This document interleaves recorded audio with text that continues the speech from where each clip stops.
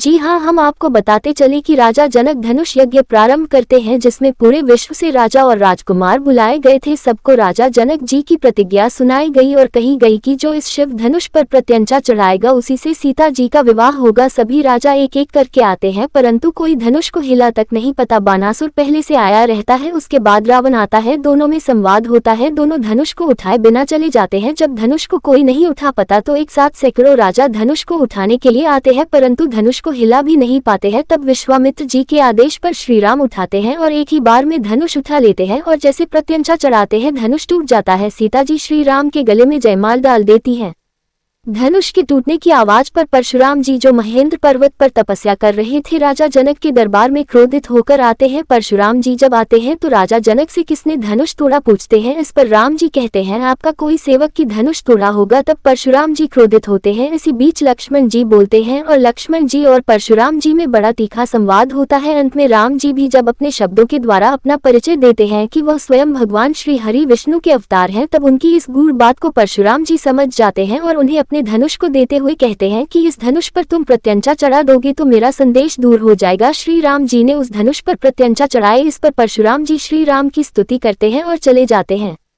राजा जनक महर्षि विश्वामित्र महाराज और अपने गुरु जी से आज्ञा लेकर राजा दशरथ के यहाँ निमंत्रण भेजते हैं विवाह बारात लाने के लिए, और राजा दशरथ बारात लेकर आते हैं। इस वर्ष श्री राम बारात बड़ी ही धूमधाम से गोरखनाथ मंदिर समीप हनुमान जी मंदिर से उठकर गाजे बाजे के साथ निकला, जहां सबसे आगे ढोल नगाड़ा बजाते भगवान का भजन गाते बैंड बाजा चला। राम लक्ष्मण भरत और शत्रुघ्न चारों भाई घोड़े पर सवार होकर निकले। बारात गोरखनाथ मंदिर गेट से उठकर झूलेलाल मंदिर, गोरखनाथ पुल, मानसरोवर मंदिर होते हुए रामलीला मैदान पहुंचा, जहां चारों भाइयों का धूमधाम से विवाह होता है।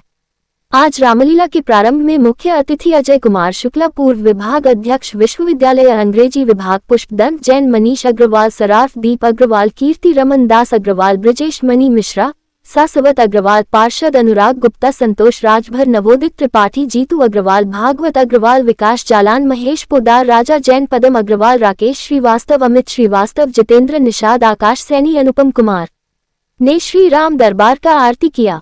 रामलीला समिति के महामंत्री पुष्पदंत जैन ने बताया कि कल रामलीला में मंत्रा कैकेयी संवाद एवं राम वनवास का मंचन किया जाएगा।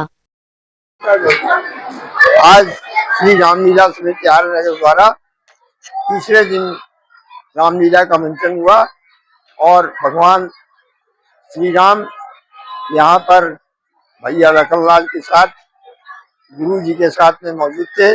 सीता स्वयंवर का आयोजन बहुत भव्य रूप से संपन्न हुआ। देश देश के राजा लोग आए थे और सबने अपनी आजमाइश करके इस धनुष को छू भी नहीं पाए, हिला भी नहीं पाए, और भगवान श्री राम ने इस धनुष को तोड़ करके माँ सीता का और राजा जनक का जो उन्होंने प्रण लिया था उसको पूर्ण किया।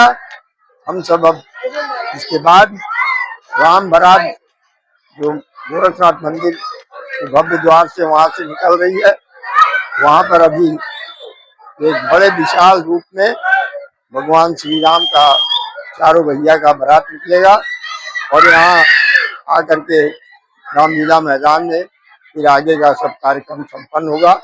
मैं एक बार पुनः सभी श्रद्धालुओं को, राम भक्तों को हृदय से आभार व्यक्त करता हूँ और ईश्वर से ही प्रार्थना करता हूँ कि भगवान श्री राम का दिखावाया हुआ मार्ग सब लोगों के जीवन में उतरा है और सब लोग स्वस्थ रहें, अच्छे से रहें। और एक बार कल की रामलीला भी पुनः आज तो देखेंगे, कल शाम को 7:30 बजे यहीं पर रामलीला मैदान मानसरोवर में आवे और कल वन यात्रा का कार्यक्रम भी हमारा आर्यनगर से प्रारंभ होगा शाम को 6 बजे। वहाँ भी लोग अधिक से अधिक संख्या में सम्मिलित हों। बहुत बहुत धन्यवाद। जय श्री राम। देखिए, मैं अपने आप को बड़ा सौभाग्यशाली मानता हूँ कि मैं आज के इस अवसर पर यहाँ पर उपस्थित रहा, जहाँ पर रामलीला का मंचन हो रहा है और बहुत सदियों की परंपरा यहाँ की है। 104 वर्ष से लगातार रामलीला का मंचन यहाँ पर होता है। गत वर्ष भी मैं यहाँ पर था। मैं आज के मंचन में पूरे समय रहा, जहाँ पर धनुष मार्ग को तोड़ने के लिए कई महारथी वहां पर आए, जिसका चित्रण बहुत बेहतर तरीके से किया गया। और उसके बाद राम जी के द्वारा जब धनुष को उठाया गया, जब फूल माला और जब ये वरमाला डाली जा रही थी, वो बड़ा ही दिव्य सीन था और बड़ी दिव्य अनुभूति वाली थी। तो आज का अवसर चूंकि बिल्कुल त्योहार जैसा है, अभी राम जी की बारात भी निकलेगी और जो जयमाला का कार्यक्रम हुआ है, हम सभी उसके साक्षी बने और बहुत ही धार्मिक और दिव्य और आध्यात्मिक अनुभूति है। क्या संदेश देना चाहेंगे?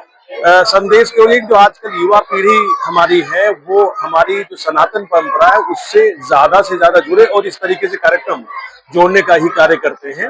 युवा पीढ़ी इनको सबको देखे और जो रामायण है, जो राम का चरित्र है, सीता का जो चरित्र है, जो लक्ष्मण का चरित्र है, वो आज के परिवेश में लोगों को बहुत कुछ चीजें सिखाता है। लोगों को उनके आदर्शों से सीखना चाहिए और अपने अंदर आत्मसात करने की कोशिश करना चाहिए।